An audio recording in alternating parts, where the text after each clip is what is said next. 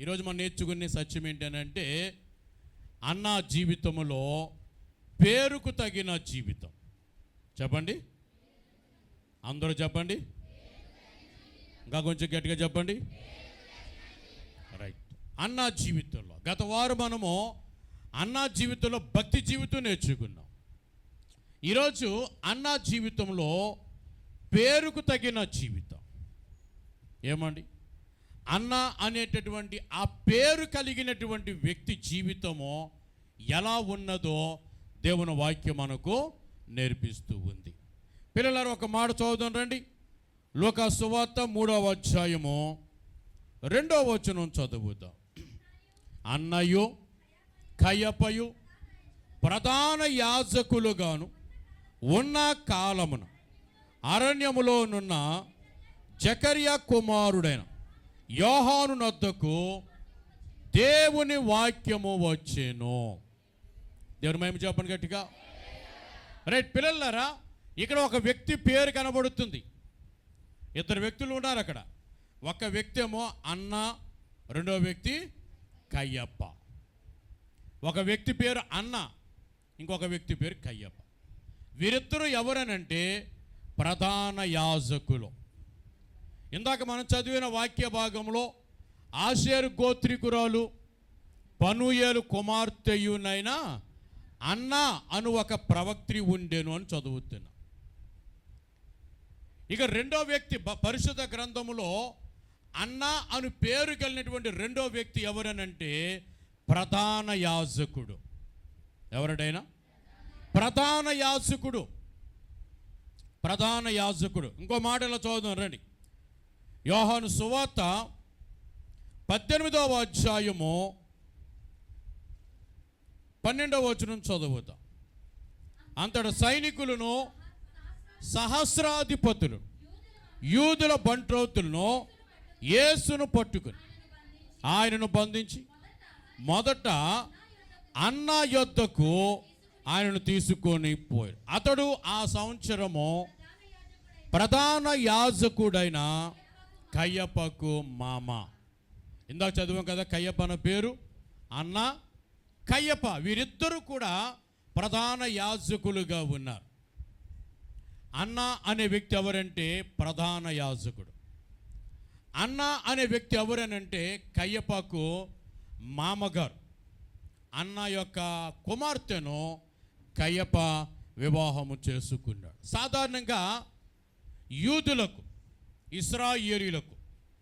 ఇశ్రాయేలుకు ఉన్నటువంటి ఒక పేరు యూదులు. యూదులకు ప్రధాన యాజకుడిగా ఒక్కరే ఉంటారు. ప్రారంభ కాలము నుండి అహరోను కాలము నుండి కూడా ప్రధాన యాజకులుగా ఒక్కరే ఉండేవారు. అహరోను ప్రధాన యాజకుడైతే అతని కుమారులు యాజకులుగా ఉండేవారు.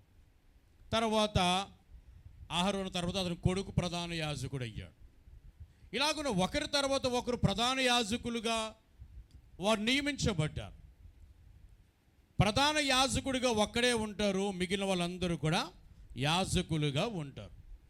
అయితే మనం చదివిన వాక్య భాగంలో కయ్యప్ప అనే వ్యక్తి ప్రధాన యాజకుడిగా ఉన్నాడు. అన్న అనే వ్యక్తి కూడా ప్రధాన యాజకుడిగా ఉన్నాడు. ఈ అన్న అనేటటువంటి వ్యక్తి వాస్తవానికి మాజీ ప్రధాన యాజకుడు. అంటే ఇంతకుముందు ప్రధాన యాజకుడిగా ఉండి తొలగించబడ్డాడు. అతని తర్వాత కయ్యప్ప అనే వ్యక్తి ప్రధాన యాజకుడయ్యాడు. అయినప్పటికీ అన్న అనే వ్యక్తిని కూడా ప్రధాన యాజకుడిగానే యూదులు గుర్తించి గౌరవించేవారు. అందుకని అన్న అనే వ్యక్తి ఎవరు అని అంటే ప్రధాన యాజకుడు అని పరిశుద్ధ గ్రంథంలో వ్రాయబడింది. పిల్లలారా, ఈ ప్రధాన యాజకుడు యూదులకు మత పెద్ద, యూదా మతానికి మత నాయకుడు. ప్రధాన యాజకుడు అనే వ్యక్తి అటు దేవునికి క్రింద ఉన్న మనుషులకును మధ్యవర్తిగా ఉండేవాడు. ప్రధాన యాజకునికి కొన్ని పనులు ఉన్నాయి, బాధ్యతలు ఉన్నాయి. మొదటి పని ఏమిటనంటే ప్రధాన యాజకుడు ధర్మశాస్త్రమును ప్రజలకు బోధించాలి. ధర్మశాస్త్రం అంటే పరిశుద్ధ గ్రంథంలో రాయబడిన ఆది కాండము, నిర్గమకాండము, లేవియ కాండము, సంఖ్యాకాండం, ద్వితీయోపదేశం, ఈ 5 కాండములు కలిపితే ధర్మశాస్త్రము అని పిలిచారు. ఈ ధర్మశాస్త్రమును, దేవుని మాటలు, దేవుని వాక్యము, ధర్మశాస్త్రము దేవుని వలన మోషే ద్వారా ఇవ్వబడ్డది, దేవుని వలన ఇవ్వబడ్డది. ధర్మశాస్త్రం రాసింది ఎవరంటే దేవుడే. ధర్మశాస్త్రంలో రాయబడిన ప్రతి మాట దేవుని మాటే. అందుకే యేసు ప్రభు లోకానికి వచ్చినప్పుడు అంటాడు, నేను ధర్మశాస్త్రం కొట్టివేయడానికి రాలేదు, నెరవేర్చుటకే వచ్చాను అంటారు. ధర్మశాస్త్రములో ఉన్న ప్రతి మాట దేవుని మాట, ఎందుకంటే అది దేవుని చేత వ్రాయబడిన మాట. కానీ ప్రధాన యాజకుడు ఏం చేయాలి అని అంటే ప్రజలకు ధర్మశాస్త్రం బోధించాలి, దేవుని మాటలు బోధించాలి. వారు ఇలాగన కూడుకున్న ప్రతిసారి ప్రధాన యాజకుడు ప్రజలకు దేవుని వాక్యమును, నేను మీకు ఎలా దేవుని వాక్యాన్ని బోధిస్తున్నానో అలాగే ప్రధాన యాజకుడు కూడా యూదులకు దేవుని వాక్యం బోధించాలి. వారు ప్రతి శనివారం వారు ప్రార్థన మందిరంలో కూడుకునేవారు, ప్రతి శనివారం కూడుకుని దేవుని ఆరాధించేవారు. కనుక అలా కూడుకున్న ప్రతిసారి దేవుని మాటలు వారికి బోధిస్తూ ఉండేవాడు ప్రధాన యాజకుడు. అది మొదటి పని, వాక్యమును ప్రజలకు బోధించాలి. రెండవ పని ఏంటనంటే ప్రజలు వాక్యమును అనుసరించి నడుచుకునేటట్లుగా చూడాలి. అది ఇతని బాధ్యత. వాక్యం చెప్పేసి ఊరుకోవడం మాత్రమే కాదు, ధర్మశాస్త్రంలో చాలా నియమాలు, కట్టుబాట్లు ఉంటాయి. అనుసరిస్తే దీవెన, అనుసరించకపోతే పనిష్మెంట్ ఉంటుంది. ఎవరైనా ధర్మశాస్త్రానికి వ్యతిరేకంగా జీవిస్తే వారికి వెంటనే పనిష్మెంట్ ఉంటుంది. ఆ పనిష్మెంట్ను అమలు చేయవలసింది కూడా ప్రధాన యాజకుడే. అందుకని ఎప్పటికప్పుడు ప్రజలు దేవుని వాక్యానుసారంగా జీవించుచున్నారా, జీవించడం లేదా అని ఎప్పటికప్పుడు పరిశీలన చేస్తూ ఉండాలి. ఏం చేయాలంటే పరీక్షిస్తూ ఉండాలన్నమాట అండి. ఏమండి దేవుని బిడ్డలారా, ధర్మశాస్త్రం పరిరక్షించాలి. ధర్మశాస్త్ర ప్రకారం దేవుడు చెప్పిన, సెలవిచ్చిన మాటల ప్రకారం ప్రజలందరూ నడవాలి. ఒకవేళ ఎవరైనా నడవకపోతే ధర్మశాస్త్ర ప్రకారమే వారికి మరలా శిక్ష కూడా విధించాలి. తర్వాత ఈ ప్రధాన యాజకునికి ఇంకొక పని కూడా ఉంది. ఏమిటా పని అని అంటే బలులు అర్పించాలి. ప్రజలు దేవుని సన్నిధికి రకరకాల బలులు తెచ్చేవారు. ఎవరైనా పాపం చేస్తే దానికి ఒక బలి, ఎవరైనా మొక్కుకుంటే దానికి ఒక బలి. ఏమండి రకరకాల బలులు ఉండేవి. ఆ బలులు తీసుకొచ్చేవారు, గొర్రెను, మేకను, కోడెలను, పావురములను, గొవ్వలను. ప్రజలు వారి స్తోమతను బట్టి దేవుని మందిరం తీసుకొచ్చినప్పుడు ఈ ప్రధాన యాజకుడు ఏం చేయాలంటే తీసుకురాబడిన ఆ బలులను అర్పించాలి. ఆ రక్తము ప్రజల మీద ప్రోక్షించి ప్రజలను పాప విముక్తులుగా ప్రకటించాలి. ఇలాంటి అనేకమైన బాధ్యతలు ప్రధాన యాజకునికి ఉన్నాయి. ఇంకో ప్రాముఖ్యమైన సత్యం ఏమిటనంటే ప్రధాన యాజకునికి దేవుడు ప్రజలకు లేని ఒక గొప్ప ఆధిక్యత ఇచ్చాడు. సంవత్సరానికి ఒక్కసారి ప్రధాన యాజకుడు మాత్రమే అతి పరిశుద్ధ స్థలములోనికి ప్రవేశిస్తాడు. ఇంకెవ్వరికి ఆ ధన్యత ఇవ్వబడలేదు. రాజులకు కూడా ధన్యత లేదు, నాయకులకు కూడా ధన్యత లేదు. ప్రధాన యాజకుడికి ఒక్కడిగా ధన్యత. సంవత్సరానికి ఒక్కసారి పరిశుద్ధ స్థలములో నుంచి అతి పరిశుద్ధ స్థలములోనికి ప్రవేశించగలిగిన ఒక గొప్ప ధన్యత. ఇలాగున ప్రధాన యాజకునికి చాలా ఆధిక్యతలు ఇవ్వబడ్డాయి, చాలా బాధ్యతలు ఇవ్వబడ్డాయి, చాలా పనులు వారికి ఉన్నాయి.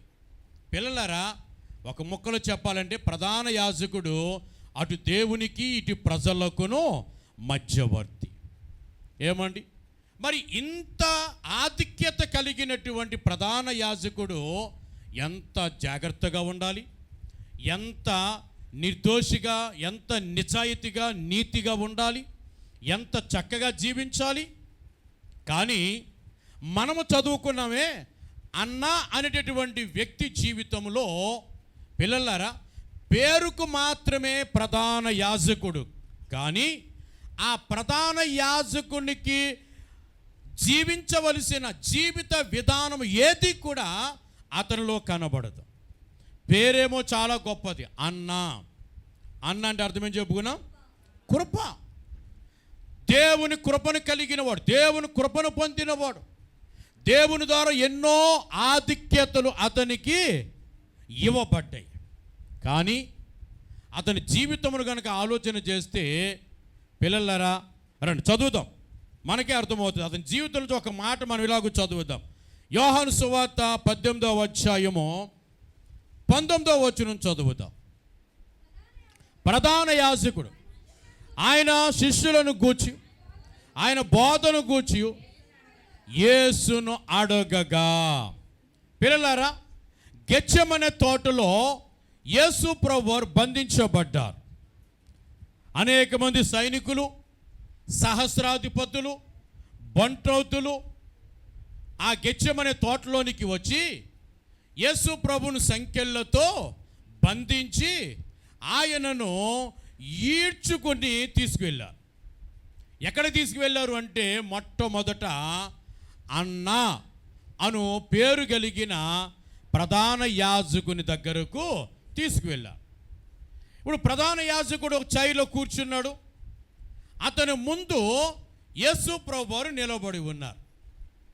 ఇప్పుడు ప్రధాన యాజకుడు ఏం చేస్తున్నాడు అని అంటే 19వ వచనంలో ప్రధాన యాజకుడు ఆయన శిష్యులను గూర్చియు ఆయన బోధను గూర్చియు యేసును అడుగగా ఏం చేస్తున్నాడు? ప్రశ్నించుచున్నాడు. అన్న జీవితం ఎలాంటిది అని అంటే అన్న యేసును ప్రశ్నించువాడు. అన్న జీవితం ఎలాంటిదట? యేసును ప్రశ్నించువాడు.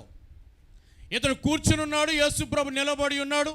ఇతడు యేసు ప్రభును ప్రశ్నిస్తూ ఉన్నాడు.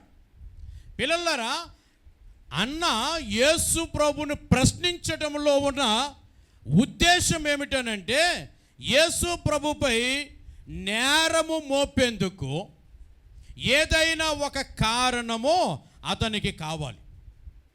అతని ఉద్దేశం అంతా కూడా యేసు ప్రభు మీద నేరం మోపాలి, ఏదో ఒక తప్పును యేసు ప్రభు మీద మోపాలి, యేసు ప్రభుని శిక్షించాలి, యేసు ప్రభుని దండించాలి. దానికోసం ఏం కావాలి? ఏదో ఒక కారణం ఆయన మీద మోపబడ. కారణం లేకుండా దండించలేరు కదా, కనుక ప్రశ్నిస్తూ ఉన్నాడు. ఇప్పుడు అన్న యొక్క విధానం ఏమిటనంటే ప్రశ్నించేవాడు. చెప్పండి, ఎలాంటి వాడట? ప్రశ్నించేవాడు. దేవుని బిడ్డలారా, ఇతనికి యేసు ప్రభువుపై నేరము మోపడానికి కారణం కావాలి, అంతేగాని యేసు ప్రభును గూర్చిన సత్యము అవసరం లేదు. ఇతను ఎవరు అనంటే అటు దేవునికి ఇటు ప్రజలకు మధ్యవర్తిగా ఉన్నాడు. పిల్లలారా, ప్రతి దినము ఇతను చేతుల మీదుగా ఎన్నో బలులు, ఎన్నో పశువులు బలుడైపోతూ ఉన్నాయి, ఎన్నో జీవులు చనిపోతూ ఉన్నాయి. మేకలు, గొర్రెలు, కోడెలు, పావురాలు, గువ్వలు, ఇలా ఎన్నో జీవులు చనిపోతూ ఉన్నాయి. ప్రతిరోజు వారానికి ఎన్నో అవుతున్నాయి, నెలకి ఎన్నో అవుతున్నాయి, ఒక సంవత్సరానికి ఎన్నో అవుతున్నాయి. లెక్క లేనన్ని జీవులు చనిపోతూ ఉన్నాయి. పిల్లలారా, ఈ జీవులేవి చంపబడకూడదని మనుషులందరి కొరకు మరణించుటకు, రక్తము కాచుటకు, ప్రాణం పెట్టుటకు సాక్షాత్తు దేవుడే మానవుడిగా మార్పు చెంది యేసు అని పేరు పెట్టుకొని ఈ భూమి మీదకు దిగి వస్తే, ఇప్పుడు అదే యేసు ప్రభు ప్రధాన యాజకుడు ముందు నిలవబడితే ఏమండి, ఏ యేసు ప్రభుకి, ఏ దేవుడికి, ఏ ప్రజలకు మధ్యవర్తిగా ఉన్నాడో ఆ ప్రధాన యాజకుడు యేసు ప్రభును కూర్చిన సత్యము తెలుసుకోవడానికి ఇష్టపడటములే. అన్న ప్రధాన యాజకుడు, ఇతనిలో ఉన్న మొదటి సంగతి ఏమిటనంటే ఇతడు ప్రశ్నించువాడు. ఎవరితడు? ప్రశ్నించువాడు. పిల్లలారా, ఇతడు ఇతరుల మీద నేరం మోపడానికి కారణాలు వెతుకుతున్నాడే తప్ప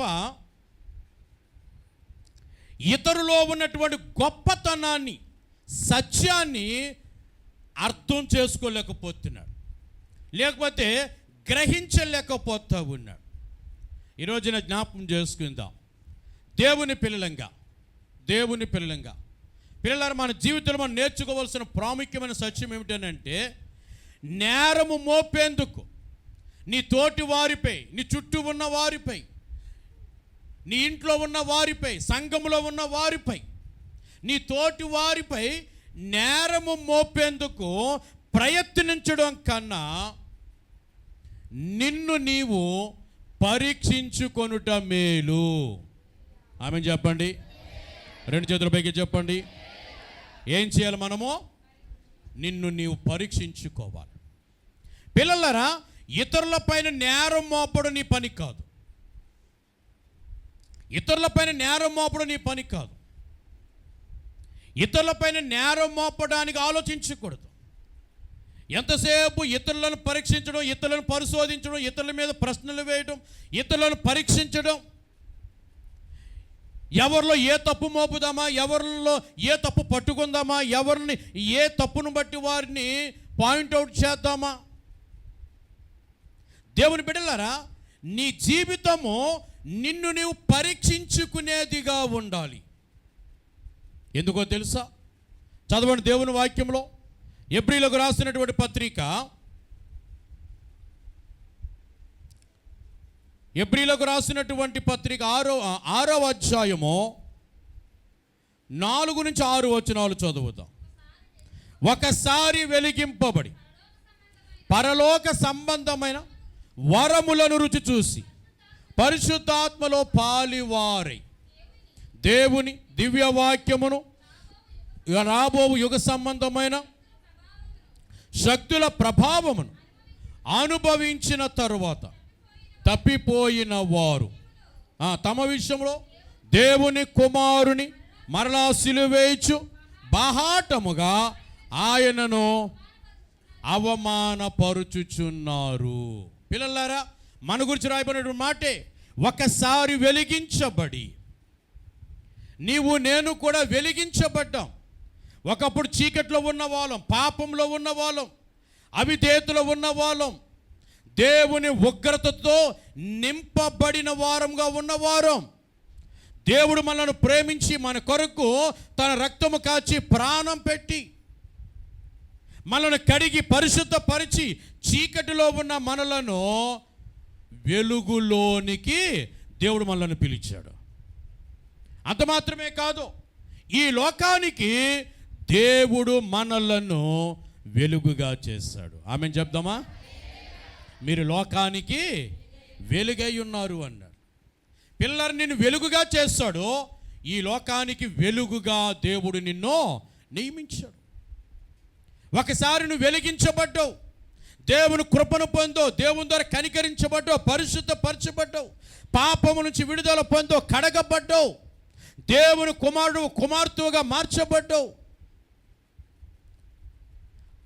దేవుని ఆత్మను పొందుకున్నావు, అనేకమైన లోతైన అనుభవాలు నేర్చుకున్నావు. యేసు ప్రభు ద్వారా ఎన్నో ఆధిక్యతలు నీకు ఇవ్వబడ్డాయి. ఇన్ని ఆధిక్యతలు పొందుకున్న నీ జీవితంలో వాక్యం అంటుంది కదా, మరలా తప్పిపోయిన వారు, మరలా తప్పిపోయిన వారు ఎలా ఉన్నారట? బాహాటముగా ఆయనను అవమానపరుచుచున్నారు. పిల్లలారా, ఆలోచించాలి. ఏ విషయంలో మనం తప్పిపోయామో ఏమండి? యాకోబు పత్రికలో ఒక మాట రాస్తాడు. 3వ అధ్యాయం యాకోబు పత్రిక 3వ అధ్యాయం 2వ వచనంలో రాస్తూ అంటాడు, అనేక విషయములలో మనమందరమును తప్పిపోవుచున్నాము. ఎన్ని విషయాలట? అనేకమైన విషయాల్లో మనం తప్పిపోతూ ఉంటున్నాం. పిల్లలారా, ఈ రోజున మనం చేయవలసిన పని ఏంటనంటే ఎదుటి వ్యక్తిని ప్రశ్నించడం కాదు, ఎదుటి వ్యక్తిని పరీక్షించడం కాదు. నీ పని ఏమిటో తెలుసా? నిన్ను నీవు పరిశీలన చేసుకోవాలి, నిన్ను నీవు పరీక్షించుకోవాలి. ఎక్కడ నువ్వు తప్పిపోయావు, ఏ విషయంలో తప్పిపోయావు? దేవుడు ఒక సంఘంతో మాట్లాడారు. ఏమన్నారంటే, మొదట నీకుండిన ప్రేమను నీవు వదిలితివి అన్నాడు. ఎఫెసీ సంఘంతో మాట్లాడుతూ ప్రభువు అంటున్నారు, సంఘమా, మొదట ఏ ప్రేమ అయితే నువ్వు కలిగి ఉన్నావో ఆ ప్రేమను నువ్వు పోగొట్టుకున్నావు. అంటే ఇప్పుడు ఎందులో తప్పిపోయావు? ప్రేమలో తప్పిపోయావు. ఇంకో సంఘంతో దేవుడు మాట్లాడుతూ ఉన్నారు. ఏమంటున్నారు అని అంటే, నీకు మారు మనసు పొందుటకు నేను అవకాశం ఇచ్చి తిని అంటున్నాడు. ఎందులో తప్పిపోయింది ఆ సంఘము? మారు మనసులో తప్పిపోయింది. ఇంకో సంఘానికి దేవుడు మాట్లాడుతూ అంటున్నాడు, ఓ సంఘమా, నీవు అబద్ధ బోధలు అనుసరించుచున్నావు అంటున్నాడు. ఎందులో తప్పిపోయింది? బోధలో తప్పిపోయింది. వాక్యానుసారమైన బోధలో తప్పిపోయి ఏమైపోయిందట? అబద్ధ బోధల్లోనికి వెళ్ళిపోయింది. కనుక ప్రభు అంటున్నారు, నువ్వు ప్రేమలో తప్పిపోయావు కనుక నువ్వు ఇప్పుడు నువ్వేం చేయాలి? మరలా ఆ మొదటి ప్రేమను నువ్వు తిరిగి పొందుకోవాలి. నువ్వు మారు మనసులో తప్పిపోయావు కనుక ఇప్పుడు నువ్వేం చేయాలో తెలుసా? మరలా నీవు మారు మనసు పొందాలి. మారు మనసు పొందితేనే సరి, నీకు క్షేమం. మారు మనసు పొందకపోతే నీకు శిక్ష అన్నారు ప్రభువారు. ఇంకేమంటున్నారు ఆయన? నీవు బోధలో తప్పిపోయావు, వాక్యంలో తప్పిపోయావు, సహవాసంలో తప్పిపోయావు, ఆత్మీయతలో తప్పిపోతున్నావు కనుక ఇప్పుడు నువ్వేం చేయాలి? మరలా వాక్యానుసారమైన బోధలోకి రావాలి. అబద్ధ బోధలు విడిచిపెట్టాలి. ఈ లోకంలో నానాటికి అబద్ధ బోధలు పెరిగిపోతూ ఉన్నాయి. చాలా భయంకరమైన రీతిలో అబద్ధ బోధలు పెరిగిపోతూ ఉన్నాయి. పిల్లలారా, ఈరోజున వాక్యం ఏం చెప్తుంది? నువ్వేమి నేర్చుకుంటున్నావు అనే జాగ్రత్తగా గమనించాలి. ఏ వాక్యం అయితే నువ్వు నేర్చుకుంటున్నావో ఆ వాక్యానికి కట్టుబడి నీవు జీవించాలి. నీ జీవితం ఉండాలి. అది నీకు ఆశీర్వాదం. ఇక నిలబడి సేవకుడి నోటి ద్వారా దేవుడు నీతో మాట్లాడుతూ ఉన్నారు. ఏ వాక్యం ద్వారా దేవుడు నీతో మాట్లాడుతున్నారో ఆ వాక్యమును నీ హృదయంలో భద్రపరచుకోవాలి. ఆ వాక్యమును నీ బుర్రకెక్కించుకోవాలి. ఆ వాక్యానుసారముగా నువ్వు జీవించగలిగితే అది నీకు ఆశీర్వాదం. ఇంకో సంఘంతో దేవుడు మాట్లాడుతున్నాడు. ఏమంటున్నాడంటే, నీవు వెచ్చగానైనను చల్లగానైనను ఉండలేదు, నులివెచ్చగా ఉన్నావు అంటున్నాడు. ఆ సంఘం ఏం చెప్తున్నానంటే, తన గురించి తాను గొప్పలు చెప్పుకుంటుంది. ఓ నేను అంతటా, నేను ఇంత, నేను అది, నేను ఇది, నేనైతే నేను అలా ఇలా చేస్తాను. తన గురించి తాను గొప్పలు చెప్పుకుంటుంది. పిల్లలారా, ప్రభు చెప్తున్నారు, నువ్వు ఉంటే చల్లగానే ఉండు, లేదా వెచ్చగానే నులివెచ్చగా ఉండొద్దు.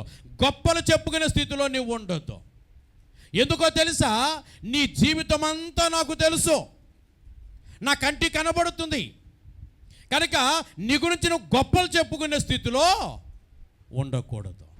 చాలామంది పిల్లలారా తన గురించి తను గొప్పలు చెప్పుకుంటూ ఉంటారు. గొప్ప చెప్పడం మొదలు పెడితే ఏమంటే డబ్బా కొట్టు కూడా మొదలు పెడితే వారికి వారే సాటి. అలా ఉంటాయి కొన్ని డబ్బా జీవితాలు.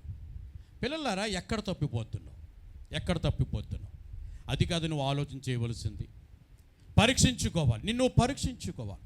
ఎంతసేపు ఎవరినో ఒకరిని ప్రశ్నించడం, ఎవరినో ఒకరిని పాయింట్అవుట్ చేయడం, ఎవరినో ఒకరిని విమర్శించడం, ఎవరినో ఒకరిని ఏదో ఒక మాట అనడం కాదు. అది క్రైస్తవ జీవితం కాదు. అది సరి అయిన భక్తి జీవితం కాదు. సరి అయిన భక్తి జీవితం ఏమిటి అని అంటే, పిల్లలారా, వాక్యం అంటుంది నిన్ను నువ్వు పరీక్షించుకోవాలి.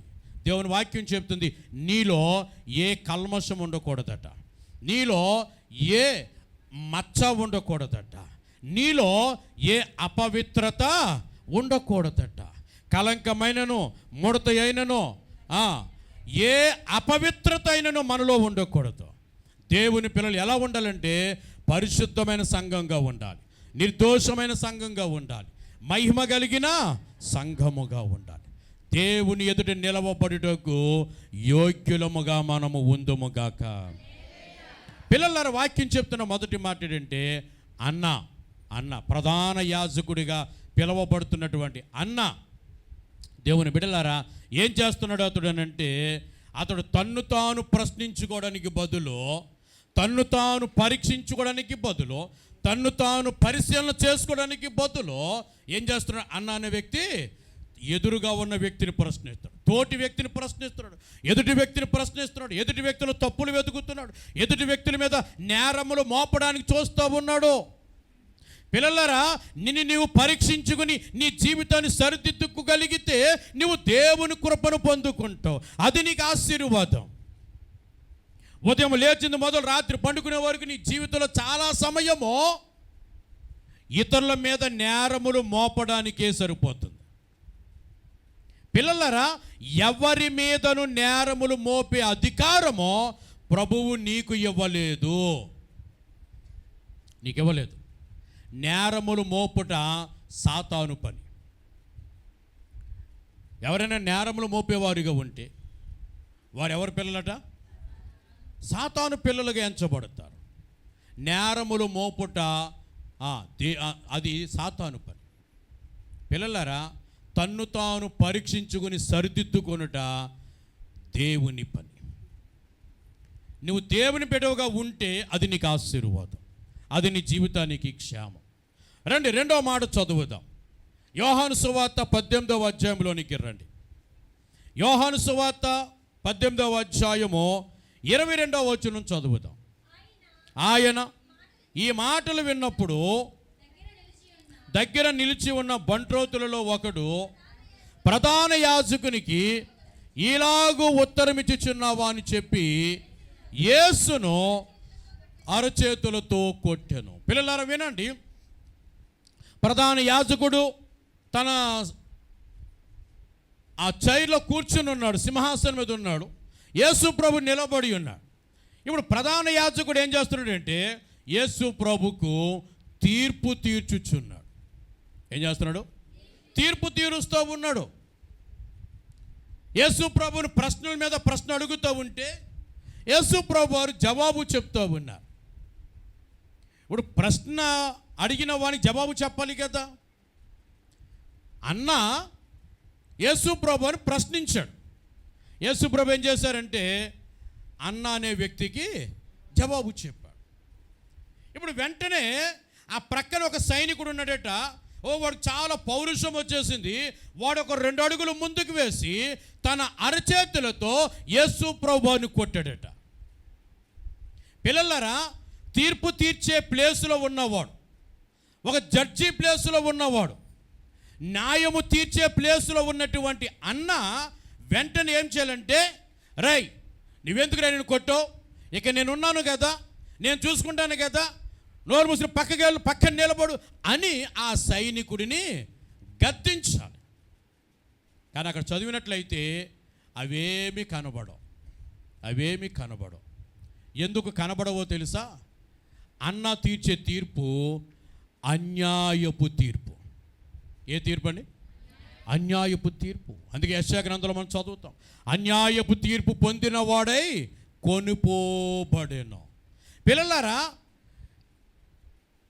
ప్రధాన యాజకుడు తీర్పు తీర్చవలసి వచ్చినప్పుడు వారికి ఇలాంటి ఒక మీటింగ్ పెట్టుకునే ఒక ప్లేస్ ఉంది. సన్ హెడ్రిన్ సభ అంటారు, అత్యున్నత సభది. అక్కడ అందరూ కూర్చోవాలి. ప్రధాన యాజకుడు ఉండాలి, సద్దుకలు ఉండాలి, పరిసయ్యులు ఉండాలి, జలోతీయులు ఉండాలి, శాస్త్రులు ఉండాలి, యూదుల పెద్దలు ఉండాలి. వీళ్ళందరూ వారి వారి సింహాసనాల మీద ఆశీనులై ఉండగా ఎవరి మీద అయితే నేరం మోపబడ్డదో ఆ వ్యక్తిని ఆ ప్రక్కన నిలబెట్టాలి. ఎవరైతే ఆ వ్యక్తి మీద నేరములు మోపుచున్నారో వారు ఇంకొక ప్రక్కన నిలవబడాలి. అప్పుడు మాత్రమే ప్రధాన యాజకుడు తీర్పు తీర్చడము ప్రారంభించాలి. అది కూడా ధర్మశాస్త్రమునకు అనుగుణముగా, అంటే ధర్మశాస్త్ర ప్రకారముగా తీర్పు తీర్చాలి. కానీ ఇక్కడ ఆలోచన చేస్తే అవేవి కనబడవు. అన్న ఒక్కడే కనిపించాడు తప్ప మిగిలిన పెద్దలు ఎవ్వరూ లేరు. ఏమండి, యేసు ప్రభు మీద ఎవరైతే నేరం మోపడానికి సిద్ధంగా ఉన్నారో వారెవరూ లేరు. కానీ ఈ అన్న అనే వ్యక్తి ఏం చేస్తున్నాడో తెలుసా?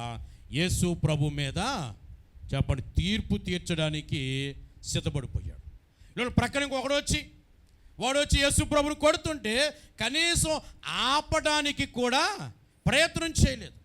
అసలు ఆ వ్యక్తిని గద్దించడం కానీ ఆ వ్యక్తిని దూరంగా ఉండమని చెప్పడం ఏమీ లేదు. ఎందుకనంటే ఇతడే ఒక అన్యాయస్తుడు.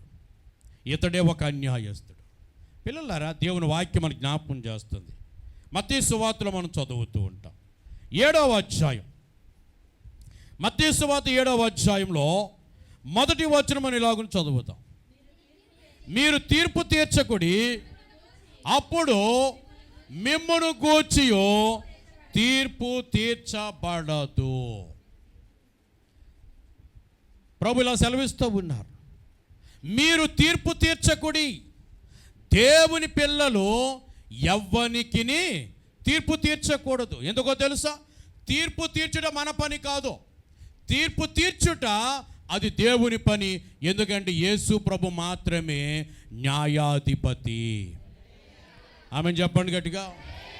నీవు నేను న్యాయాధిపతులం కాదు. పిల్లలారా, తీర్పు తీర్చుట దేవుని పని. దేవుని చేతులకు అప్పగించాలి.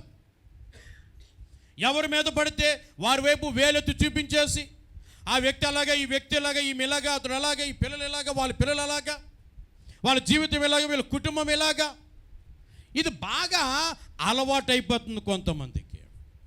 పిల్లలారా, ఒక మాట గుర్తుపెట్టుకో, ఎవరి వైపున సరే నువ్వు ఒక వేలు చూపించినప్పుడు అదే నీ చెయ్యి నీ వైపు 3 వేళ్ళు చూపిస్తుంది అన్న సంగతిని మర్చిపోకూడదు.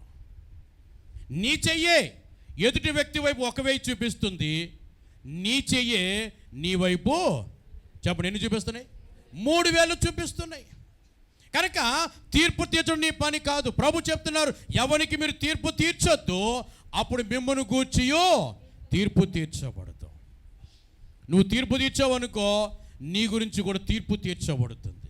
ప్రభు అంట, నీవు కొలత చొప్పుననే నీకు తిరిగి కొలవబడుతుంది. వేషధారి, నీ కంట్లో దూలం పెట్టుకుని ఎదుటివాని కంట్లో నలుసును చూడనేలా. మొదట నీ కంట్లో ఉన్న దూలమో తీసివేయుమో, అప్పుడు ఎదుటివాని కంట్లో నలుసు నీకు తేటగా కనబడును అన్నారు. అక్కడ మాటలన్నీ రాయబడి ఉన్నాయి. పిల్లలు గమనించాలి. ఈ రోజున నీ జీవితంలో అనేకమైన తప్పులు పెట్టుకొని అసలు నీ జీవితమే సరిగ్గా లేదు, నీ కుటుంబం నీ పరిస్థితులే సరిగ్గా లేవు. ఇప్పుడు ఏం చేస్తున్నావు? తగుదునమ్మా అని చెప్పని, తగుదునయ్యా అని చెప్పని ఏమని ప్రతిదానికి తీర్పు తీర్చడం, వేలెత్తి చూపించడమే. జాగ్రత్త, నువ్వు తీర్పు తీర్చావా, నీ గురించి కూడా తీర్పు తీర్చబడుతుంది. నువ్వు ఏ కొలత కొలుస్తావో ఆ కొలతతోనే నీకు తిరిగి కొలవబడుతుంది. గుర్తుపెట్టుకోవాలన్నమాట. దేవుని బిడ్డలారా, ఎవ్వనికి తీర్పు తీర్చే అధికారం మనకు లేదు. మరి మనం ఏం చేయాలి? దేవుని దగ్గర ప్రార్థన చేయాలి. ఎవరిలో ఏదైనా తప్పు కనిపించినప్పుడు, ఎవరిలో ఏదైనా లోపం కనిపించినప్పుడు నువ్వేం చేయాలో తెలుసా? వారి దగ్గరికి వచ్చి, ప్రభు దగ్గరికి వచ్చి, ప్రభు దగ్గర మోకరించి, ప్రభా పలానా వ్యక్తిలో ఈ తప్పు కనబడుతుంది, పలానా వ్యక్తులు ఈ అపరాధం కనబడుతుంది, పలానా వ్యక్తి పలానా విషయంలో తప్పిపోతున్నారు, ప్రభా వారితో మాట్లాడండి ప్రభా, వారు తమ జీవితాన్ని సరిచేసుకోవడానికి వారితో మీరు మాట్లాడండి ప్రభా అని దేవుని దగ్గర నువ్వు ప్రార్థన చేస్తే, అప్పుడు దేవుడు ఏం చేస్తాడో తెలుసా? ఇదిగో సేవకుని నిలబడి మాట్లాడుతున్నప్పుడు సేవకుని నోట దేవుడు తన మాటను ఉంచి, ఎవరైతే తప్పు చేస్తున్నారో ఆ వ్యక్తి తన జీవితాన్ని సరిదిద్దుకోవడానికి దేవుడే గద్దిస్తాడు. సో దేవుడే ఒక వ్యక్తిని సరిచేసేటట్లుగా మనం అవకాశం ఇవ్వాలి. అలా అవకాశం ఇవ్వటమే ఆ వ్యక్తి యొక్క క్షేమం కొరకు, రక్షణ కొరకు, మారు మనసు కొరకు దేవుని పాదముల దగ్గర మనము ప్రార్థించాలి. అది మానేసి నాకు అన్నీ తెలుసు, అన్నిటికీ నేను తగుదునని చెప్పి అనుకొని వెళ్ళి, బ్రదర్ మీలో ఈ తప్పు ఉంది బ్రదర్, అది మీరు సరి చేసుకుంటే బాగుంటుంది బ్రదర్, సిస్టర్ మీలో తప్పు ఉంది, ఇది సరి చేసుకుంటే బాగుంటుంది అని అన్నావు అనుకో, అవతల నుంచి రెస్పాన్స్ ఎలాగొద్దో తెలుసా? చాలులే చెప్పు, నీ గురించి నాకు తెలియదు అనుకున్నావా? నేను కనుక నీ గురించి చెప్పడం మొదలెడితే రోజు సరిపోతావు, ఎల్లెళ్ళు చెప్పవులే చెప్పొచ్చావులే అని తిరిగి నిన్నే ఏం చేస్తారు? అవమానపరుస్తారు, అవమానించబడతావు. నేను తగుదును అనుకుని ముందుకు అడిగేసావు అనుకో, అవమానించబడతావు. దేవుని బిడ్డలారా, అదే ప్రభు పాదాల దగ్గర మోకరించి ప్రార్థన చేస్తావు అనుకో, దేవుడు అద్భుతము చేస్తాడు. అందుకే వాక్యం ఉంటుంది, ఎవరికి మీరు తీర్పు తీర్చొద్దు, తీర్పు తీర్చే అవకాశము నాకు అప్పగించండి, నాకు వదిలేయండి అంటున్నాడు ప్రభు. నాకు వదిలేయండి. దేవుని బిడ్డలారా, ఒకటి, నువ్వు ఎవరిని ప్రశ్నించడానికి నీకు హక్కు లేదు. నిన్ను నువ్వు ప్రశ్నించుకోవాలి, నిన్ను పరీక్షించుకోవాలి, నిన్ను పరిశీలన చేసుకోవాలి, నిన్ను సరి చేసుకోవాలి, నిన్ను సరిదిద్దుకోవాలి. నీలో ఉన్న ప్రతి లోపము సరిచేయబడాలి. దేవుని ఎదుట నిలవబడుటకు ఒక యోగ్యమైన విశ్వాసివిగా నిన్ను నీవు తీర్చిదిద్దుకోవాలి. రెండవది ఏంటంటే, నువ్వు ఎవరికి తీర్పు తీర్చడానికి నీకు అవకాశం ఇవ్వబడలేదు. తీర్పు తీర్చడం దేవుని పని. పిల్లలు దేవుని దగ్గర ప్రార్థన చేయాలి. అదే సమయంలో ఎవరు కూడా నీలో ఏ విధమైన లోపములు ఎత్తి చూపించే విధముగా, అంటే నీలో ఏ లోపములు కనబడని విధముగా నీవు నీ జీవితాన్ని జీవించవలసిన అవసరం ఉంది. నీకు అర్థమయ్యేలా చెప్పాలంటే, ఎవరు కూడా నీ వైపు వేలెత్తి చూపించే విధముగా నీ జీవితం ఉండకూడదు. ఎవరి వైపు నువ్వు వేలెత్తి చూపించకూడదు. రెండవది అంటే, ఎవరు కూడా నీ వైపు వేలెత్తి చూపించే విధముగా చెప్పండి నీ జీవితం ఉండకూడదు. అది క్రైస్తవ జీవితం. అర్థమైందా? నువ్వు ఎదుటి వ్యక్తి వైపు వేలెత్తి చూపిస్తున్నావంటే అది క్రైస్తవ జీవితం కాదు. మరి ఏ జీవితం అది? సాతాను జీవితం.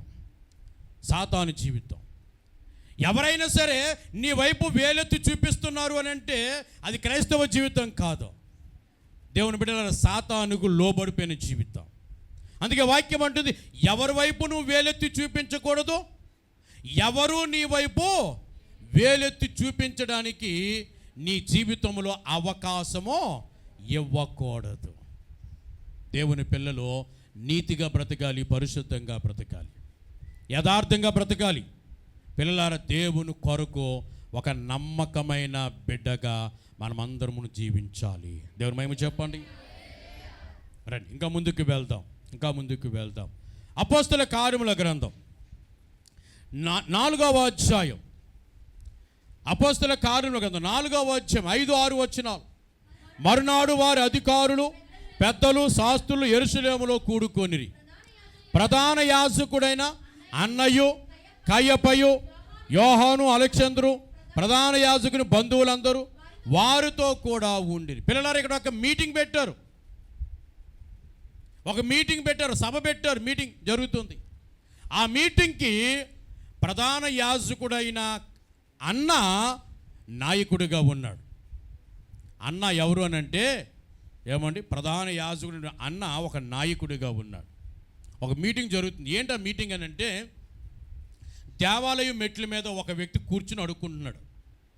ఒకరోజున దేవుని సేవకులైనటువంటి పేతురు గారు, యోహాను గారు ఆ దేవాలయంలో ప్రార్థన చేసుకోవడానికి వెళుతూ ఉంటే వారిని చూసి అడుక్కుంటుంటే, అప్పుడు ఆ సేవకులు ఆ వ్యక్తిని యేసు నామములో బాగు చేశారు. ఒక కుంటివాడు బాగుపడ్డాడు, స్వస్థత పొందుకున్నాడు. ఆ సంగతి అక్కడ ఉన్నటువంటి ఆ మత పెద్దలకు నచ్చలేదు. ఒక కుంటివాడు బాగుపడడం, ఒక కుంటివాడి జీవితం స్వస్థత పొందడం ఆనాటి మత పెద్దలకు నచ్చలేదు. అందుకే వారందరూ కలిసి ఒక మీటింగ్ పెట్టేశారు.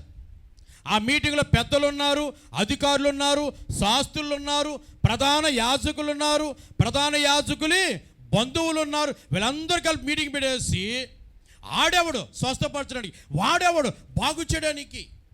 ఇలాగ చేసుకుంటూ పోతే ప్రజలందరూ కూడా వారి వైపే వెళ్ళిపోతారు. కనుక దీనికి మనము ఫుల్ స్టాప్ పెట్టాలి అనుకున్నారట.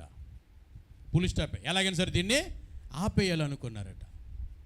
అంతే మీటింగ్ పెట్టారు. ఈ మీటింగ్కి అన్న ఏమండి ముఠా నాయకుడు అన్నమాట. ఆ ముఠా అంతటికి కూడా అన్న ఎవరు ఇప్పుడు ముఠా నాయకుడిగా ఉన్నాడు. పెద్దగా నిలవబడ్డాడు. రై వాళ్ళని పిలిపించండి రా అన్నారు.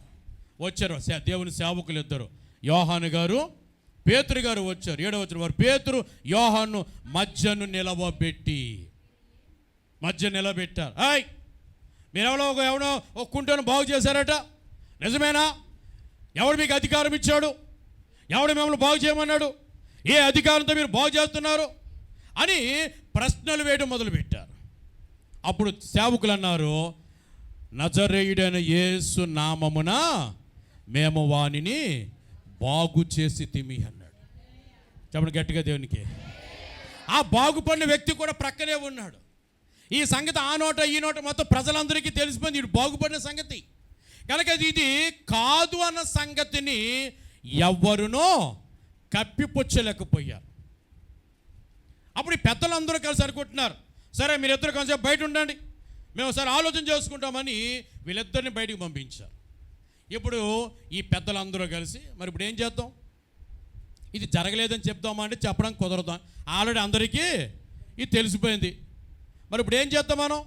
సరే ఓ పని చేద్దాం, జరిగిపోయింది ఏదో జరిగిపోయింది, ఇక నుంచి ఇలాంటివి జరగకుండా మనం కంట్రోల్ చేద్దాం, వారిని గట్టిగా వార్నింగ్ ఇద్దాం అని ఒక తీర్మానం చేస్తారు. మళ్ళీ పిలిపించారు, సేవకులు వచ్చారు, పేతురు యోహానులు వచ్చారు, మధ్య నిలబడ్డారు. మళ్ళీ కయ్యపడ్డాడు, ఏయ్ ఇదిగో వినండి, జరిగిపోయింది, ఇదిగో మేమందరం కలిసి తీర్మానం తీసుకున్నాం, మా మాట జాగ్రత్తగా వినండి. ఇక నుంచి మీరు యేసు నామమున మాట్లాడకూడదు, యేసు నామమున ఏ కార్యాలు చేయకూడదు, యేసు నామమును ఉచ్చరించకూడదు. ఇదే మీకు ఫస్ట్ అండ్ లాస్ట్ వార్నింగ్. మరొకసారి మీరు ఇలాంటి తప్పు చేశారో మేమేం చేస్తామో మాకే తెలియదు అని చెప్పని ఆ దేవుని సేవకులకి అట వారు గట్టిగా వార్నింగ్ ఇచ్చి హెచ్చరిక చేసి పంపించేశారట. రాయబడిన మాటే 18వ వచనం చూడండి. అప్పుడు వారిని పిలిపించి మీరు యేసు నామమును బట్టి ఎంత మాత్రమునో మాటలాడకూడదు, బోధింపనకూడదని వారికి ఆజ్ఞాపించి. 21వ వచనం చివరి మాట చూడండి, వీరిని గట్టిగా బెదిరించి. రైట్ పిల్లలారా, ప్రధాన యాజకుడిగా ఉన్నటువంటి అన్న పేరు గొప్పది, అన్న పేరు గొప్పది. కానీ ఆ పేరులో ఉన్న గొప్పతనం ప్రధాన యాజకుడిగా ఉన్న అన్న జీవితంలో కనబడటం లేదు. పిల్లలారా, ఏ దేవుడికి ప్రజలకు మధ్యవర్తిగా ఉన్నాడో అదే దేవుడు తన కంటి ముందు నిలవబడితే దేవుని గురించిన సత్యాన్ని తెలుసుకోలేకపోతున్నాడు. ఆ దేవుణ్ణే ప్రశ్నించేవాడుగా, ఆ దేవుడి మీదనే నేరములు మోపేవాడుగా కనబడుతున్నాడు. రెండవది ఏం చేస్తున్నాడంటే ఆ యేసు ప్రభుకే ఇతడు అన్యాయపు తీర్పు. చూడండి, ఒక అన్యాయస్తుడు ఒక నీతిమంతుడికి తీర్పు తీరుస్తూ ఉన్నాడు. ఇప్పుడు మూడవ సంగతి ఏంటంటే అన్న జీవితంలో ఈ అన్న పిల్లలారా సువార్తకు దేవుని పనికి అడ్డుబండగా ఉన్నాడు. ఈ అన్న ఎలాంటి వాడట? అడ్డుబండ, దేవుని పనికి అడ్డుబండ, సువార్తకు అడ్డుబండ. పిల్లలారా, ఈ రోజున వాక్యం చెప్తుంది, దేవుని పిల్లలంగా మనము అడ్డుబండలంగా ఉండకూడదు, అడ్డుబండలముగా ఉండకూడదు. దేవుని వాక్యం ఇలా సెలవిస్తుంది. మత్తయి సువార్త 26వ అధ్యాయం మత్తయి సువార్త 24వ వచనం. మనుష్య కుమారుడు వ్రాయబడిన ప్రకారం వెళ్ళిపోవచ్చును, ఎవని వలన మనుష్య కుమారుడు అప్పగింపబడుచున్నాడు ఆ మనుషునికి శ్రమ. ఏంటట? ఎవని వలన అయితే అప్పగించబడుతున్నాడో. పిల్లలారా, యేసు ప్రభు వచ్చింది ప్రజల కొరకు మరణించడానికే, ప్రాణం పెట్టడానికే, రక్తం కార్చడానికే. ఆయన వచ్చాడు, వచ్చిన పని ముగించుకుని ఆయన వెళ్ళిపోతూ ఉన్నాడు. ఇప్పుడు ప్రభు ఏమంటున్నారంటే ఆయన ఏ పని కొరకైతే లోకానికి వచ్చాడో ఆ పని జరగకుండా ఎవడునో ఆపలేడు. దేవుని పని జరగకుండా ఎవడునో ఆపలేడు. కానీ కొన్నిసార్లు ఏం జరుగుతుందనంటే దేవుని పనికి ఏమండి అడ్డంకులు సృష్టిస్తూ ఉంటాం. దేవుని పనికి ఆటంకాలు పెడుతూ ఉంటాం. దేవుని పనిని ఆటంకపరచడానికి, బలహీనపరచడానికి ప్రయత్నాలు జరుగుతూ ఉంటాయి. పిల్లలు జ్ఞాపకం చేసుకుందాం, ఎవరైతే దేవుని పనికి అడ్డుబండలుగా ఉంటారో అటు వారికి ఏం కలుగుద్దట? శ్రమ. ఏమండి మనం అడ్డుబండలుగా ఉంటామేంటి దేవుని పనికి? మనం ఎందుకు ఉంటాం అడ్డుబండలుగా దేవుని పనికి? ఎందుకుంటాము అని అంటే దేవుని వాక్యంలోంచి మీకు జ్ఞాపకం చేస్తా. ఒకరోజున యేసు ప్రభు దగ్గరికి ఒక స్త్రీ వచ్చింది. ఆమె ఒక విలువైనటువంటి అత్తరు తీసుకొచ్చి దాని మూత విప్పి ఆయన తల మీద పోసి ఆయన అభిషేకించింది. అప్పుడు ఏం జరిగిందో తెలుసా? ఏం జరిగిందో తెలుసా? అక్కడ కొంతమంది శిష్యులు ఉన్నారు. ఆ శిష్యులలో ఇస్కరియోతు యూదా అనేవాడు ఒక అడుగు ముందుకేసి అంటాడు, ఓయ్ ఏం చేసావు నువ్వు? ఇంత విలువైన అత్తరు నేలపాలు చేసావే అని ఆమె మీద కోపపడెను అని రాయబడ్డది. ఆమెను గురించి సనుగుకొనెను అని రాయబడ్డది. ఆమెను తొందర పెట్టెను అని రాయబడ్డది. ఒక స్త్రీ దేవుని కొరకు తన ధనమంతా ఖర్చు పెట్టి దేవుని కొరకు ఒక మంచి పని చేస్తే ఎవరు అడ్డుకుంటున్నారు? శిష్యులే, దేవుని పిల్లలే అడ్డుకుంటున్నారు. చప్పట్లు కొట్టి ప్రోత్సహించవలసినటువంటి వ్యక్తులే ఏం చేస్తున్నారట? ఆమె మీద కోపపడ్డారట, ఆమెను చూసి సనుక్కున్నారట, ఆమెను తొందర పెడుతున్నారట. ప్రభు అంటున్నారు, మీరు ఈమె జోలికి వెళ్ళకండి. ఎందుకో తెలుసా? ఈమె నా ఎడల మంచి కార్యము చేసెను. ఎస్, దేవుని పిల్లలు ఎలా ఉండాలో తెలుసు? ఎప్పుడు కూడా దేవుని కొరకు మంచి కార్యములు చేయగలగాలి. దేవుని కార్యములు చేయగలగాలి. దేవుని పిల్లలు ఎప్పుడు కూడా ఎలా ఉండాలంటే పిల్లలారా, దేవుని కార్యములను చేయగలగాలి. దేవుని కార్యములు చేస్తే అది నీకు ఆశీర్వాదం. దేవుడు నీ పక్షంగా నిలబడతాడు. దేవుడు నిన్ను బ్లెస్ చేస్తాడు. దేవుడు నిన్ను వర్ధిల్ల చేస్తాడు. దేవుడు తన కృపచేత నిన్ను నింపుతాడు. దేవుని పిల్లలు ఎప్పుడు కూడా దేవుని కార్యములు చేయువారుగా ఉండాలి. అంతేకాని ఎవరైనా సరే దేవుని కార్యములు చేస్తున్నప్పుడు వారిని బలహీనపరచువారముగా మనం ఉండకూడదు. కొన్నిసార్లు మనం చేయలేము, ఎవరైనా చేస్తే చూసి వారవలేం. నువ్వు చేయలేనప్పుడు నువ్వు రెండు పనులు నువ్వు గుర్తుపెట్టుకోవాలి. నువ్వు చేయలేవు. దేవుని కొరకు ఏదైనా ఒక మంచి పని నువ్వు చేయలేనప్పుడు, దానికి నీ చేతులు సహకరించలేనప్పుడు, నీ ఆర్థిక పరిస్థితులు సహకరించలేనప్పుడు, దేవుని కొరకు ఏదైనా ఒక మంచి పని నీవు చేయలేనప్పుడు నీ ముందు రెండు మార్గాలు ఉంటాయి. మొదటి మార్గం ఏంటంటే, ఎవరైతే ఆ మంచి పని చేశారో, నీవు చేయలేని ఒక మంచి పని దేవుని కొరకు ఎవరైతే చేశారో వాళ్ళను చప్పట్లు కొట్టి నీవు అభినందించాలి, ప్రోత్సహించాలి, మెచ్చుకోవాలి, బలపరచాలి. అది నువ్వు చేయవలసిన మొదటి పని. దాని కొరకు నువ్వేమి ₹1 కూడా ఖర్చు పెట్టవలసిన ఖర్చు పెట్టాలా? చప్పట్లు కొట్టడానికి ₹1 ఖర్చు పెట్టాలా? మీరు ఒక మంచి పని చేశారు, దేవుడు మిమ్మల్ని దీవిస్తారని ఓ మంచి మాట వారి కొరకు చెప్పడానికి ఏమో డబ్బులు ఖర్చు పెట్టాలా? అవసరం లేదు కదా. కనుక దేవుని బిడ్డలారా, నీవు చేయలేనప్పుడు ఎవరైనా దేవుని కొరకు ఏదైనా ఒక పని చేయడానికి ముందుకొచ్చి దేవుని పని చేస్తున్నప్పుడు మిగిలిన వాళ్ళందరూ కూడా ఏం చేయాలో తెలుసా? వారిని గురించి చప్పట్లు కొట్టి వారిని అభినందించాలి, ప్రోత్సహించాలి, మెచ్చుకోవాలి. అప్పుడేం జరుగుతుందో తెలుసా? రాబోయే రోజుల్లో వారు ఇంకా ఇంకా ఇంకా ఇంకా అనేకమైన దేవుని కార్యాలు చేయటానికి పురుకొల్పబడతారు. అది మానేసి వాళ్ళకి ఏం పోయింది, ఏంటన్నా చేస్తారు, అడ్డంగా కలిసి వస్తుంది, ఏంటన్నా చేస్తారు, ఏంటన్నా అంటారు. వాళ్ళకి ఏం పోయింది? ఈరోజు వాళ్ళు చేశారు, రేపేమో మనం చెయ్యాలని మనల్ని అంటారు. ఏంటి ఇవన్నీ కూడా? సనుగుళ్ళు. ఏంటంటే ఇవన్నీ సనుగుడు. ఆ సనుగుడు అనేది మన జీవితంలో ఉండకూడదు. అదవుతుందా? ఆ సనుగుడు అనేది జీవితంలో ఉండకూడదు. ఉన్నదా నువ్వే నష్టపోతావు. ఎవరైతే సనుగుతారో వారే సంహారకుని చేత చంపబడతారు, నష్టపోతారు. ఒకరిని ఒకరు పురుకొల్పుకోవాలి, ప్రోత్సహించుకోవాలంటుంది వాక్యం. కనుక దేవుని బిడ్డలారా, ఎవరైనా ఒక మంచి పని చేసినప్పుడు వారిని మెచ్చుకునే వ్యక్తిగా ఉండాలి. అంతేగాని వారిని చూసి కోపడడం, సనుక్కోవడం, వారు తొందరపెట్టడం, వారి మీద కామెంట్లు చేయడం, రకరకాలుగా విమర్శించడం, వాళ్ళ గురించి ఇంకొకరి దగ్గరికి వెళ్ళి చెడ్డగా మాట్లాడడం, ఇవన్నీ కూడా సాతాను లక్షణాలు, సాతాను గడి యొక్క లక్షణాలు. అవి మనలో నశించిపోవాలి. ఇంకో పని నువ్వు చేయవలసిన పని ఇంకోటి ఏంటంటే, ప్రభు దగ్గర మోకరించి, ప్రభా నేను కూడా నీ కొరకు నీ కార్యములు చేయునట్లుగా ప్రభా నన్నును బలపరచండి అని దేవుని దగ్గర ప్రార్థన చేయాలి.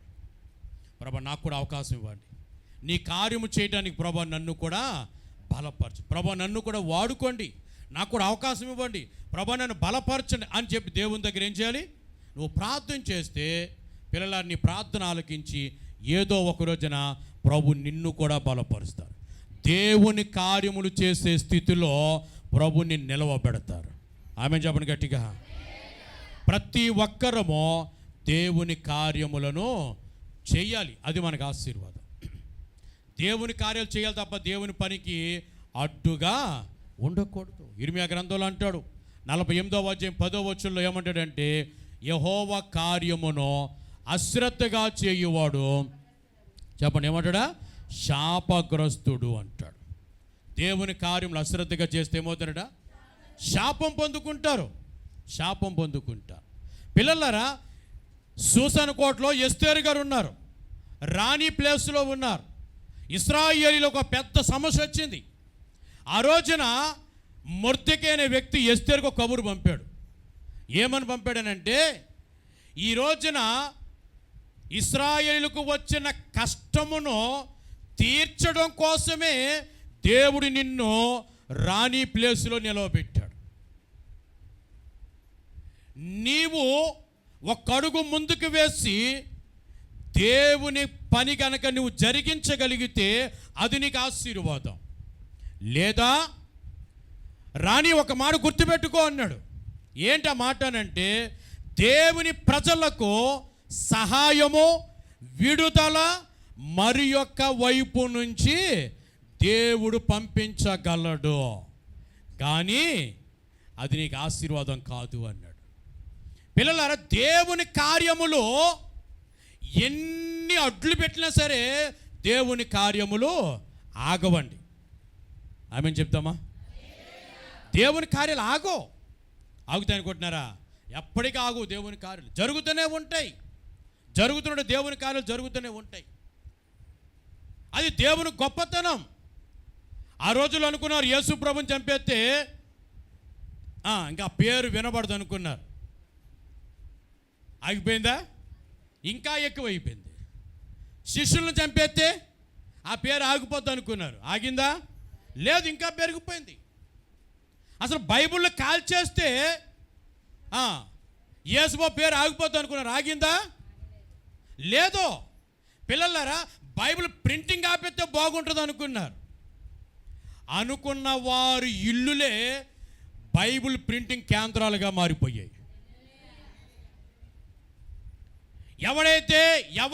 ఎవరైతే పిల్లలారా యేసు ప్రభు పనికి, దేవుని పరిచర్యకు, దేవుని సువార్తకు, దేవుని కార్యాలకు అడ్డుగా నిలబడాలనుకున్నారో వారే దేవుని సేవకులుగా మారిపోయారు. సౌలు అనుకున్నాడు అధికారం ఉంది, బలం ఉంది, జ్ఞానం ఉంది, యేసు అనే పేరు భూమి మీద వినబడకుండా చెయ్యాలి అనుకున్నాడు. చేయగలిగాడా? లేదు. ప్రపంచం నలుదిక్కుల నలుమూలలకు యేసు పేరు వ్యాప్తి చెందుటకు దేవుడే సౌలును పౌలుగా మార్చి సేవకుడిగా పంపించాడు. పిల్లలను గమనించాలి, దేవుని కార్యములు ఎప్పుడు ఆగో. నువ్వు జరిగించిన దేవుని కార్యాలు ఆగవు, జరిగించకపోయిన దేవుని కార్యాలు ఆగవు. నువ్వు అడ్డు పెట్టిన దేవుని కార్యాలు ఆగవు, ప్రోత్సహించిన దేవుని కార్యాలు ఆగవు. దేవుడు తన కార్యములను జరిగించుకోవలసిన రీతిలో దేవుడు జరిగించుకుంటాడు. ఆమెను చెప్తామా? కానీ పిల్లలు ఈ మాట వినండి, దేవుని కార్యములు జరుగుటకు నీవు అడ్డుబండగా ఉంటావా, అది నీకు శ్రమ. దేవుని కార్యములు జరుగుటకు నీవు ప్రోత్సహించే వ్యక్తిగా ఉంటావా, అది నీకు ఆశీర్వాదం. రండి ఒక మాట చదువుదాం. కొరింథీయులకు రాసిన మొదటి పత్రిక 15వ అధ్యాయం 58వ వచనం. కాగా నా ప్రియ సహోదరులారా, మీ ప్రయాసం ప్రభునందు వ్యర్థము కాదని ఎరిగి స్థిరులను కదలని వారును ప్రభువు కార్యాభివృద్ధి యందు ఎప్పటికీ ఆసక్తులై ఉండుడి. ఆమె చెప్పండి గట్టిగా. దేవుని కార్యముల యందు ఎలా ఉండాలట? ఆసక్తులుగా ఉండాలి. ఎందుకో తెలుసా?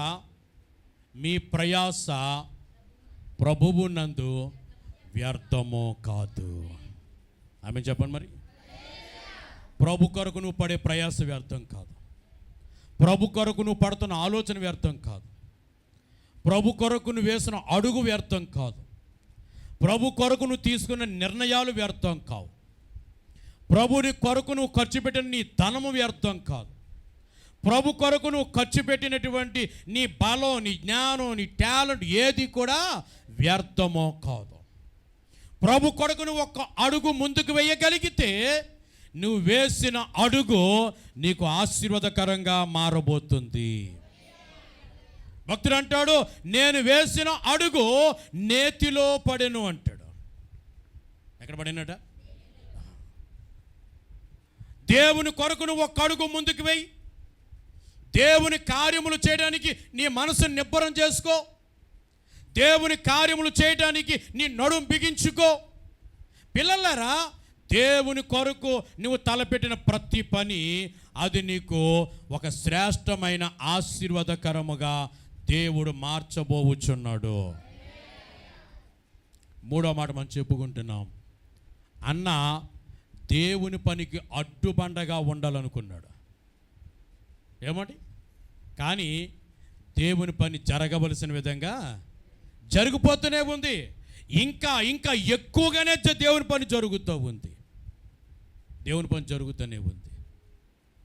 దేవుని బిడ్డల జ్ఞాపకం చేసుకుందాం. బబులోను దేశంలో నెబుకద్నెజరు రాజు షడ్రకు, మేషకు, అబేద్నెగోను తీసుకువెళ్ళి అగ్నిగుండంలో పడేశాడు. దేవుడు విడిచిపెట్టాడా? విడిచిపెట్టలేదు. పిల్లలు గమనించాలి, దేవుని పిల్లలు అగ్నిగుండంలో పడవేయబడే వరకు దేవుడు పర్మిషన్ ఇచ్చాడు.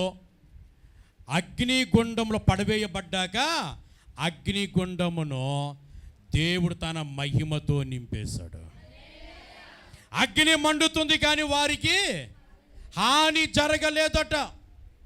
బయటకు తీసిన తర్వాత వారిని పరిశీలన చేశాక అదే నెబుకద్నెజరు రాజు ఏమంటాడు తెలుసా? ఆ దేశంలో ప్రజలందరితో చెప్తాడు, ఇదిగో నా దేశంలో ప్రజలారా ఈ మాట వినండి, ఎవడైనా సరే షడ్రకు, మేషకు, అబేద్నెగోల యొక్క దేవుడితో కనుక పెట్టుకున్నారో వారి ఇల్లు పెంట కుప్పలైపోతాయి అని చెప్పాడు. చదువు ఆ మాట. రండి, దానియేలు గ్రంథంలో మాట రాయబడ్డది. దానియేలు గ్రంథం 3వ అధ్యాయం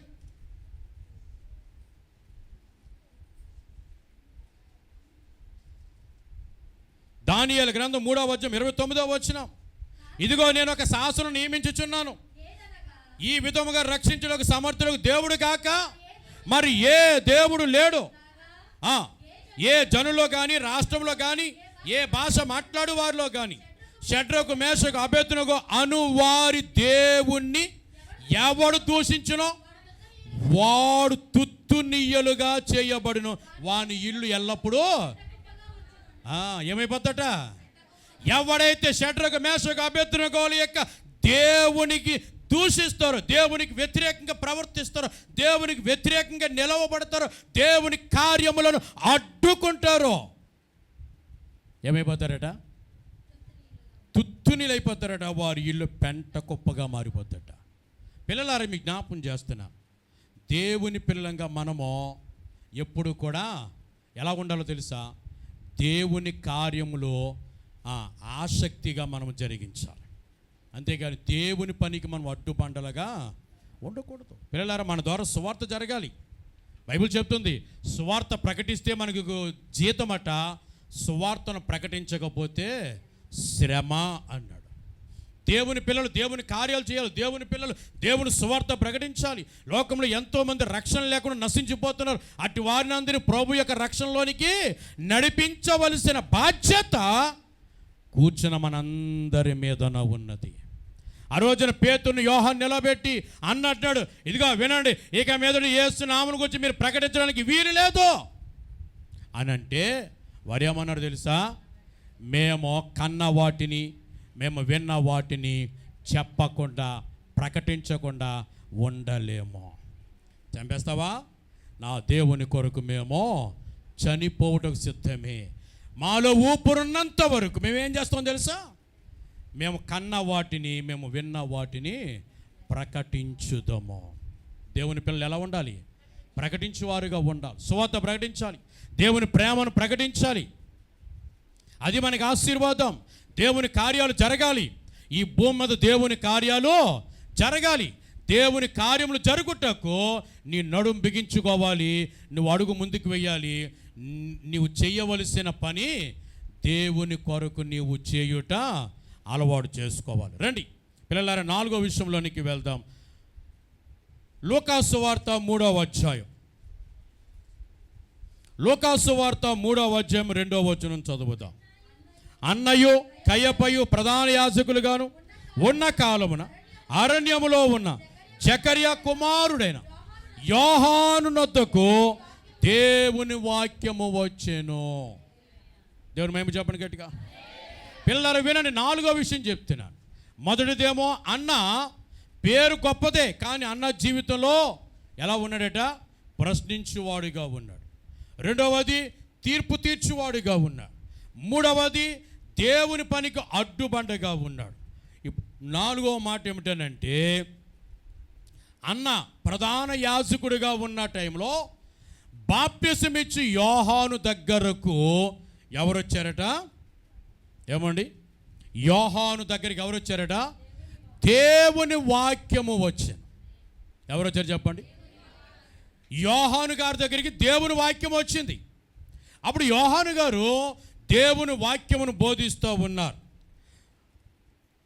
బాప్తిసం పొందమని ప్రజలందరికీ బోధిస్తూ ఉన్నాడు. మారు మనసు పొందుడి అని ప్రజలందరికీ బోధిస్తూ ఉన్నాడు. మంచి ఫలములు ఫలించుడి అని ప్రజలందరికీ బోధిస్తూ ఉన్నాడు. పిల్లలారా, దేవుని సేవకుడు దేవుని వాక్యమును బోధిస్తూ ఉంటే అన్న అనే వ్యక్తి దేవుని వాక్యమును నిరాకరించిన వాడు. అన్న ఎవరట? దేవుని వాక్యమును నిరాకరించిన వాడు. ఒక రోజున ఇలాగ ఒక మీటింగ్ జరుగుతూ ఉంది. వాళ్ళ అల్లుడైనటువంటి కయ్యప్ప ఇదిగో నాకులా నిలబడి మైక్ తీసుకొని మాట్లాడుతూ ఉన్నాడు. మాట్లాడుతూ ఉండగా అతడు దేవుని ఆత్మతో నింపబడ్డాడు. దేవుని వశంలోనికి వెళ్ళిపోయాడు. ఎవరు? కయ్యప్ప. దేవుని వశంలోనికి వెళ్ళిపోయి అతనికి తెలియకుండానే అతడు యేసు ప్రభువును గురించినటువంటి సువార్త ప్రకటిస్తూ ఉన్నాడు. యేసు ప్రభువును గురించి ఒక సత్యం ప్రకటిస్తూ ఉన్నాడు. పక్కనేమో ఒక అన్న ఉన్నాడు, ఆ పక్కనేమో ఇంకా మిగిలిన మత పెద్దలందరూ ఉన్నారు. కయ్యప్ప అనే వ్యక్తి నిలబడి యేసు ప్రభువును గురించిన సత్యం ప్రకటిస్తున్నాడు. ఏమని చెప్తున్నాడు?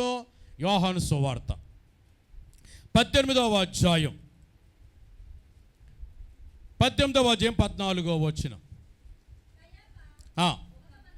కయ్యప్ప మాట్లాడుతున్నాడు. ఒక మనుష్యుడు ప్రజల కొరకు చనిపోవుట ప్రయోజనకరమని యూదులకు ఆలోచన చెప్పినవాడు. కయ్యప్ప నిలబడెట్టినాడు, ఇదిగో ప్రజలారా మీకు అర్థం కావటం లేదు, నాయకులారా మీకు అర్థం కావటం లేదు, మీకు తెలియని విషయం ఏంటో తెలుసా, మొత్తం మన ప్రజలందరి కొరకు ఒక వ్యక్తి చనిపోవుట ప్రయోజనకరము అంటున్నాడు.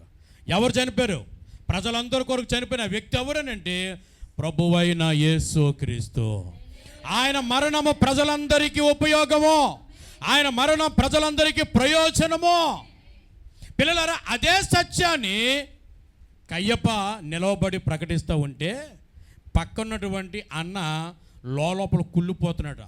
ఒరేయ్, నెత్తినోరు కూడా వేసుకుంటున్నాడు. ఒరేయ్, నీకేం పట్టిందిరా, ఏం మాట్లాడుతున్నావురా, ఏం మాట్లాడుతున్నావు, అతను ఎలాగును చంపుతామా అని మనం మీటింగ్ పెట్టుకుంటే నువ్వేం చేస్తున్నావు, అతని గురించి సువార్త ప్రకటిస్తావా ఇక్కడ అని చెప్పి లోపల రగిలిపోతూ ఉన్నాడు. పిల్లలారా, ఒకసారి అతను ప్రధాన యాజకుడిగా ఉన్నప్పుడు దేవుడు యోహాను గారి దగ్గరికి వాక్యం పంపించి దేవుని గురించిన సత్యాన్ని ప్రకటిస్తే ఆ రోజున వాక్యము నిరాకరించాడు. ఈ రోజున సొంత అల్లుని నిలవబెట్టి దేవుని గురించిన సత్యం ప్రకటిస్తూ ఉంటే సత్యం తెలుసుకోవడానికి అన్న ఇష్టపడటం లేదు. అన్న ఎవరు అనంటే వాక్యమును నిరాకరించిన వాడు. ఆ దినాల్లో అనేక మంది ప్రజలు యోహాను గారి దగ్గరికి వచ్చి, పిల్లలారా, అనేక మంది వారు మారు మనసు పొందారు, బాప్తిసం పొందారు, అనేక మంది బాప్తిసం పొందారు, అనేక మంది దేవుని బిడ్డలారా, అనేక మంది ప్రజలు వచ్చారు. అనేక మంది ప్రజలు వచ్చి యోహాను గారు దేవుని వాక్యం బోధిస్తూ ఉంటే అనేక మంది ప్రజలు వచ్చి అంటున్నారు, అయ్యా మమ్మల్ని ఏం చేయమంటారయ్యా అని అంటే యోహాను గారు అన్నారు ప్రజలతో, ఎవరికైనా 2 అంగీలు ఉంటే ఒక అంగి లేనివానికి ఇవ్వండి అని చెప్పన్నాడు. ఎవరికైనా సమృద్ధిగా భోజనం ఉంటే మీరు తినే ఆహారంలో కొంత ఆహారం లేని వారికి పెట్టండి అని చెప్పన్నాడు. అలా అయిపోయిన తర్వాత ఇంకొక గుంపు వచ్చింది, వారు సుంకరులు అని అంటారు. వాళ్ళు వచ్చారు, అయ్యా మరి మేమేం చెయ్యాలి అని అంటే అప్పుడు యోహాను గారు అంటారు కదా, నిర్ణయించబడిన దానికంటే మీరు ఎక్కువగా ఏమయో తీసుకోవద్దు. పన్నులు వసూలు చేసేవారు. ఆ దినాల్లో అక్రమంగా అన్యాయంగా పన్నులు వసూలు చేసేవారు. కానీ యోహాను గారు అంటున్నారు, ఇదిగో దేవుని వాక్యం చెప్తుంది, నిర్ణయించబడిన దానికంటే ఎక్కువగా ఏది తీసుకోవద్దు, అన్యాయంగా అక్రమంగా ఏది తీసుకోవద్దు, ఏది సంపాదించొద్దు, మీ జీవితము న్యాయబద్ధంగా ఉండాలి అన్నాడు. ఆ తర్వాత సైనికులు వచ్చారు, అయ్యా మరి మేమేమి చెయ్యాలి అని అడిగారు. అప్పుడు సైనికులతో దేవుని వాక్యం చెప్తూ ఉన్నాడు, ఏమన్నానంటే, సైనికులారా వినండి, మీరు ఎవరిని బాధ పెట్టకూడదు అన్నాడు, ఎవరి మీద అపనిందలు వేయకూడదు అన్నారు, మీకు వస్తున్నటువంటి జీతములతో మీరు తృప్తి పొందండి అన్నాడు. కొంతమందికి కొంతమందికి చుట్టూ ఉన్నవారిని బాధ పెట్టమంటే ఎంత ఇష్టమో. ఏమండి, చుట్టూ ఉన్నవారు బాధపడుతూ ఉంటే వెనకటగట హిట్లర్ అని ఒక రాజు ఉండేవాడట. ఎవరు? హిట్లర్ అని ఒక రాజు ఉండేవాడు. హిట్లర్ అనే పేరు చాలాసార్లు విన్నాను కదా, చాలాసార్లు విన్నాం హిట్లర్ అనే పేరు. హిట్లర్ అని ఒక రాజు ఉండేవాడట. ఆడికి మేసమ్మకి ఎంత ఉండేది, ఎంత ఈ ముక్కు దగ్గర చిన్నది, ఎంత మేసం అంతా, భయంకరమైన మనిషి అనమాట. వాడు ఎలాంటి వాడు అని అంటే,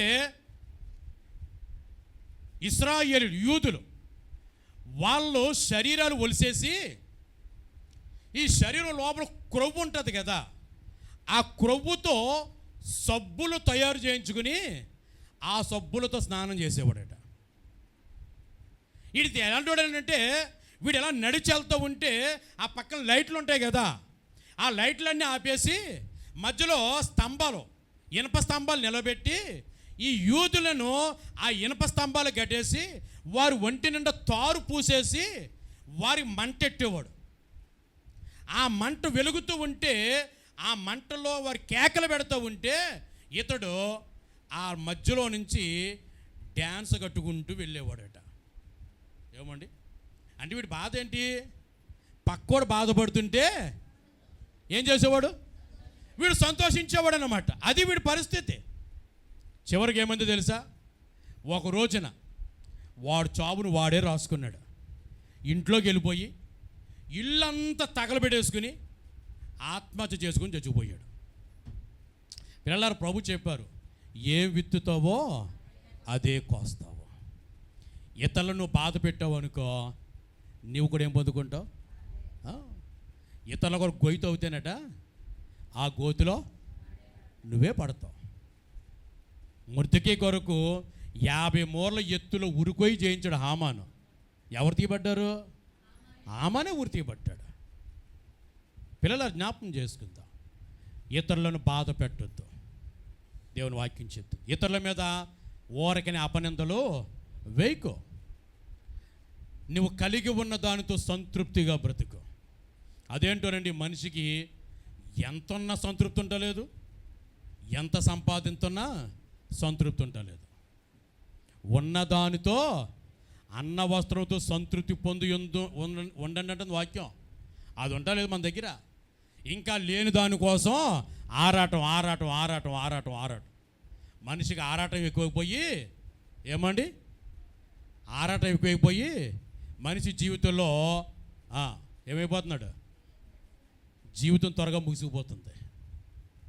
పిల్లలు జ్ఞాపకం చేసుకుందాం, దేవునికి ఏదైతే ఇచ్చాడో దానితో చెప్పు ఎలా బ్రతకాలి? తృప్తిగా బ్రతుకు. అది నీకు ఆశీర్వాదం, అది నీకు దీవెన.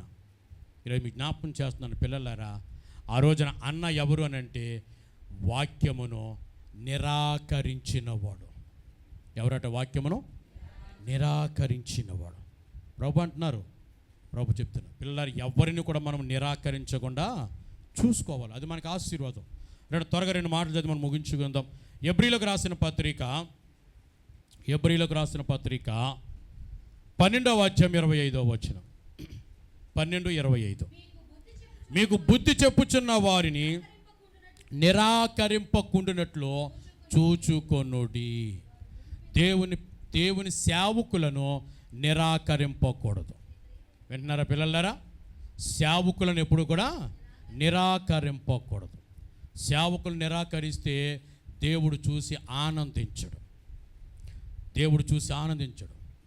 అది మీకు శాపముగా పరిగణించబడదు. అందుకని పిల్లలారా, ఎప్పుడు కూడా మనం ఎలా ఉండాలి అని అంటే వాక్యం అంటుంది, సేవకులను జ్ఞాపకం చేసుకోవాలి, సేవకులను తలంచుకోవాలి, సేవకులను అనుసరించాలి. 13వ అధ్యాయము 7వ వచనం మాట ఉంది, మీకు దేవుని వాక్యం బోధించి మీ పై నాయకులుగా ఉన్నవారు జ్ఞాపకం చేసుకొనుడి, వారి ప్రవర్తన పనులు శ్రద్ధగా తలంచుకొనుడి, వారి విశ్వాసమును అనుసరించుడి అని. అదే 13వ వచనం 17వ వచనం అంటాడు, మీపై నాయకులుగా ఉన్నారు, లెక్క ఒప్పచెప్పవలన వారు మీ ఆత్మలు కాయిచున్నారు, దుఃఖముతో పని చేస్తే మీకు నిష్ప్రయోజనం కనుక దుఃఖముతో కాక ఆనందముతో చేయండి, వారి మాట వినండి, వారికి లోబడి ఉండండి అంటాడు. బైబిల్లో చాలా విషయాలు పిల్లలారా సేవకునికి విశ్వాసికి మధ్య ఉండవలసిన సంబంధమును గురించి ప్రభు చెప్పారు. జ్ఞాపకం చేస్తుంది వాక్యం ఉంటుందనంటే, నీకు వాక్యం బోధిస్తున్న సేవకుని నిరాకరింపకుండా చూసుకో, అది నీకు ఆశీర్వాదం. 2వ మాట చదువు రండి. యాకోబు రాసిన పత్రిక 1వ అధ్యాయం, యాకోబు రాసిన పత్రిక 1వ అధ్యాయం 21వ వచనం. అందుచేత సమస్త కల్మషం వెర్రవీగుచున్న దుష్టత్వం మాని లోపల నాటబడి మీ ఆత్మను రక్షించడం శక్తిగల వాక్యమును సాత్వికముతో. ఏ వాక్యం ఇది? ఏ వాక్యం ఇది? శక్తిగల వాక్యమును సాత్వికతో అంగీకరించారు. మీ ఆత్మను రక్షించడం ఒక శక్తిగల వాక్యం. ఏ వాక్యం ఇది? శక్తిగల వాక్యం. ఈరోజు నీ చేతిలో ఉన్నది, నీ వింటుంది ఎలాంటి వాక్యం అంటే ఇది? శక్తి కలిగిన వాక్యము. కనుక పిల్లలు, ఈ వాక్యమును మీరు నిరాకరించకూడదు. ఈ వాక్యమును చదవాలి, ఈ వాక్యమును వినాలి, ఈ వాక్యమును అనుసరించాలి. వాక్యము మీ జీవితాలను ధన్యులుగా చేస్తుంది. వాక్యము మీ బాధలో నెమ్మదినిస్తుంది, మీ రోగములో మీకు స్వస్థత ఇస్తుంది, నువ్వు నడిచి వెళ్ళేటప్పుడు నీకు త్రోవలో వెలుగునిస్తుంది, నువ్వు పాపం చేయకుండా నిన్ను అడ్డుకుంటుంది. నిన్ను పరిశుద్ధపరచగలిగినది దేవుని వాక్యమే. మనిషి యొక్క జీవిత నడవడికలను సరిదిద్దగలిగినది దేవుని వాక్యమే. అందుకే పిల్లలారా, మనం ఏం చేయాలంటే దేవుని వాక్యమును తృణీకరించకూడదు, నిరాకరించకూడదు. లేచి నిలబడదాం, అందరం కూడా లేచి నిలబడదాం. దేవుని సన్నిధిలో ఒక్క మాట మనం ప్రార్థించేద్దాం. కళ్ళు మూసుకొని దేవుని సన్నిధిలో ఒక్క మాట మనం ప్రార్థించాం, మనం పరీక్షించుకుందాం. పిల్లలారు, ఈరోజు మనం ఎలా ఉన్నామో ప్రభు మనకు నేర్పించారు. ప్రభు మనతో మాట్లాడారు, చేసుకోమన్నాడు. ఎదుటి వ్యక్తిని ప్రశ్నించడం కాదు, నిన్ను నీవు ప్రశ్నించుకోవడం ఇంపార్టెంట్. ఎదుటి వ్యక్తి తీర్పు తీర్చడం కాదు. నీ జీవితం ఎవరికి తీర్పు తీర్చడానికి అవకాశం లేకుండా నీవు బ్రతకడం ఇంపార్టెంట్. దేవుని పనికి అడ్డుబండగా ఉండడం కాదు, దేవుని కార్యములు చేసే వ్యక్తివిగా మారిపోవాలి. ప్రతి ఒక్క నోరు తెరిచి దేవుని సన్నిధిలో ప్రార్థించారు. ఈ రోజున నీవు నిరాకరిస్తున్నవేమో, వాక్యము నిరాకరిస్తున్నవేమో, సేవకుని నిరాకరిస్తున్నవేమో. ఎవరైనా నీ క్షేమం కోరి ఒక మంచి మాట నీకు చెబితే వారిని నిరాకరిస్తున్నవేమో. దేవుని దగ్గర పరిశీలన చేసుకుందాం, పరీక్షించుకుందాం. ఎలా ఉన్నామో పరీక్షించుకుందాం. మన జీవితం ఎలా ఉందో పరీక్షించుకుందాం. మనం ఏమై ఉన్నామో పరీక్షించుకుందాం.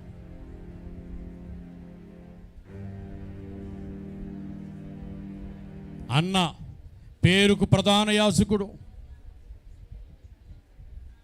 అతి పరిశుద్ధ స్థలంలో ప్రవేశించగలిగిన యోగ్యత కలిగిన వాడు, దేవునికి ప్రజలకు మధ్యవర్తి, వాక్యమును ఎరిగినవాడు, వాక్యాన్ని బోధించేవాడు. అతని జీవితంలో చాలా ఆధిక్యతలు ఉన్నాయి, కానీ ఏ ఒక్కటి అతని బ్రతుకులో కనబడుట లేదు. ఈరోజు మరి నువ్వెలా ఉన్నావు? నీ చేతిలో దేవుడు జీవ గ్రంథమును పెట్టాడు, పరిశుద్ధ గ్రంథం పెట్టాడు. వాక్యం వింటున్నావు, వాక్యం చదువుతున్నావు, వాక్యం నేర్చుకుంటున్నావు. మరి నీ జీవితం ఎలా ఉంది? నువ్వు ఎలా బ్రతుకుతున్నావు? నీ ఆలోచన విధానం ఎలా ఉంది? నీ నడవడిక ఎలా ఉంది? ఏ విషయంలో తప్పిపోతున్నావు? ప్రేమలో తప్పిపోతున్నావేమో, మారు మనసులో తప్పిపోతున్నావేమో, బోధలో తప్పిపోతున్నావేమో, సహవాసులను తప్పిపోతున్నావేమో.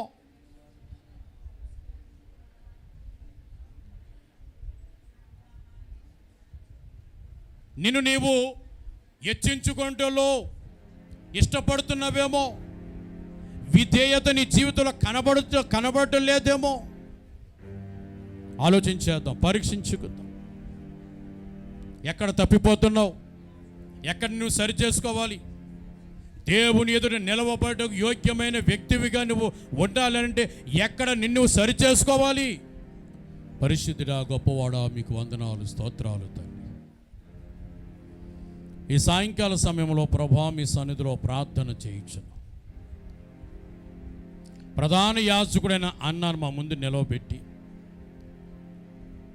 పేరుకు తగిన జీవితం కలిగి జీవించాలని నేర్పించారు.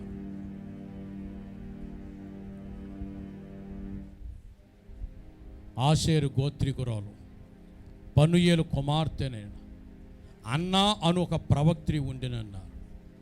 ఆమె జీవితం ఎంత శ్రేష్టమైనదో మా జీవితాలు కూడా అంత శ్రేష్టముగా మేము కలిగి ఉండినట్లు మమ్మలను బలపరచండి. మా జీవితాన్ని సరిదిద్దుకుంటున్నాం ప్రభా.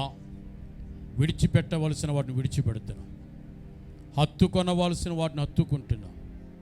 మీ ఎదుట నిలవబడుటకు యోగ్యమైన ఒక విశ్వాసిగా ప్రభా మేము నిలవబడుటకు ఏ ఏ విషయాలు మమ్మల్ని సరి చేసుకోవాలో అన్నింటిలో మమ్మల్ని మేము సరి చేసుకుని మీ సువార్త ప్రకటించడం, మీ పనులు చేయడం, మీ కార్యములు చేయటం మమ్మల్ని మేము పురుకొల్పుకొనుచు ప్రభా నిత్యమో మీ కార్యముల యందు ఆసక్తులుగా బ్రతుకుటకు మాకు నేర్పించండి.